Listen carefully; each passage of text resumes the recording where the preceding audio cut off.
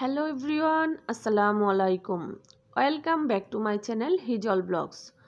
আবারও চলে এসেছি নতুন আরেকটি ভিডিও নিয়ে।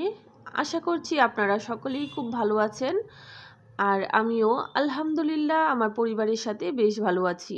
আজকের এই ভিডিওটি একদম সকাল থেকেই শুরু করছি। সকালবেলা ঘুম থেকে উঠে নাস্তা টাস্তা করার পর এখানে কিছু আর্টিফিশিয়াল ফুল আমি এগুলোকে ভিজিয়ে নিচ্ছি। আর এই আর্টিফিশিয়াল ফুলগুলো কিভাবে সহজে পরিষ্কার করতে হয় সেরকম একটা ভিডিও কিন্তু আমি অলরেডি আমার চ্যানেলে আপলোড করেছি। আপনারা যারা দেখেননি তারা কিন্তু দেখে আসতে পারেন।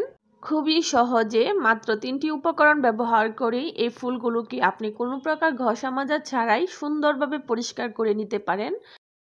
তো যাই হোক, এরপরে চলে এসেছি দুপুরের রান্নাবান্নায়। দুপুরের রান্নাবান্নায় আজকে আমি খুবই সিম্পল রান্না করব।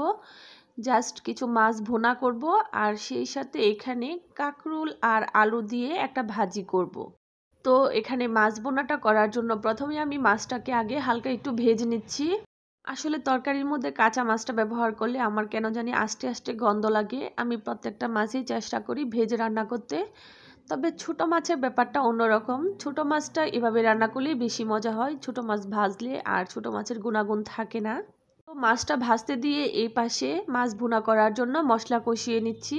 এখানে পেঁয়াজটাকে হালকা একটু সফট করে ভেজে নিয়ে তারপর যে মশলা লাগে লবণ, হলুদের গুঁড়া, মরিচের গুঁড়া, ধনিয়ার গুঁড়া, সামান্য একটু জিরার গুঁড়া সবগুলো দিয়ে মশলাটাকে ভালো করে কষিয়ে নিয়েছি। তারপর কষানো হয়ে গেলে এর মধ্যে দিয়ে দিচ্ছি ভেজে রাখা মাছগুলো।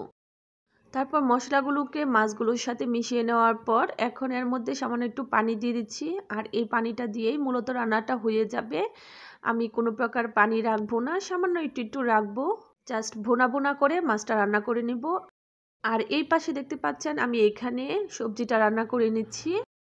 আর এটা রান্না করে নিতে নিতে আমার ভিউয়ার্সদের কাছে বরাবরের মতো একটা ছোট্ট অনুরোধ করে নিচ্ছি। এই পর্যন্ত ভিডিওটি দেখার পর যদি কোথাও কোনো অংশ একটুও ভালো লেগে যায় তাহলে প্লিজ একটা লাইক করে পুরো ভিডিওটি কন্টিনিউ করবেন। আর শেষ পর্যন্ত ভিডিওটি দেখার পর যদি পরবর্তীতে আমার ভিডিও দেখার প্রতি কোনো প্রকার আগ্রহ সৃষ্টি হয় তাহলে প্লিজ আমার চ্যানেলটিকে সাবস্ক্রাইব করে বন্ধু হয়ে আমার পাশেই থেকে যাবেন। আর যারা অনবরত সাপোর্ট করে বন্ধু হয়ে আমার পাশেই আছেন তাদেরকে জানাচ্ছি অসংখ্য ধন্যবাদ।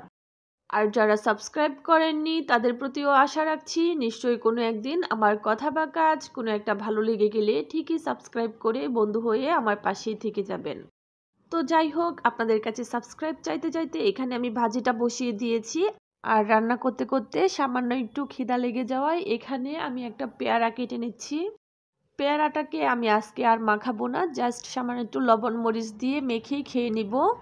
আমার কাছে কাসুন্দি দিয়ে পেয়ারা মাখার থেকে তেঁতুল দিয়ে পেয়ারা মাখা খেতে বেশি মজা লাগে। তো আপনারা কারা কারা আমার সাথে একমত কমেন্ট করে জানাতে ভুলবেন না। তো বেশ, আমার পেয়ারা মাখাটা কিন্তু রেডি। এখন রান্নার পাশাপাশি এটা খেয়ে নিচ্ছি। এখানে দেখতে পাচ্ছেন আমার ভাজিটাও কিন্তু মোটামুটি হয়েই গেছে, আর একটু হবে। আর এদিকে দেখতে পাচ্ছেন মাছ বোনাটা কিন্তু হয়ে গেছে। তো আপনারা আমার এই ছোট ছোট রান্না দেখে কেউ আবার কোনো মন্তব্য করবেন না। যেহেতু বাসায় আমি একা থাকি, একা মানুষের জন্য এত কিছু রান্না করলে পরে দেখা যায় যে খাবারগুলো ফেলতে হয়। তো খাবার অপচয় না করে আমি যদি অল্প অল্প করে রান্না করি সেটাই আমার জন্য ভালো। তো যাই হোক, আজকের মতো এখানে বিদায় নিচ্ছি। আল্লাহ বাঁচিয়ে রাখলে দেখা হবে পরবর্তী ভিডিওতে। সেই পর্যন্ত আপনারা ভালো থাকবেন, সুস্থ থাকবেন। আল্লাহ হাফেজ।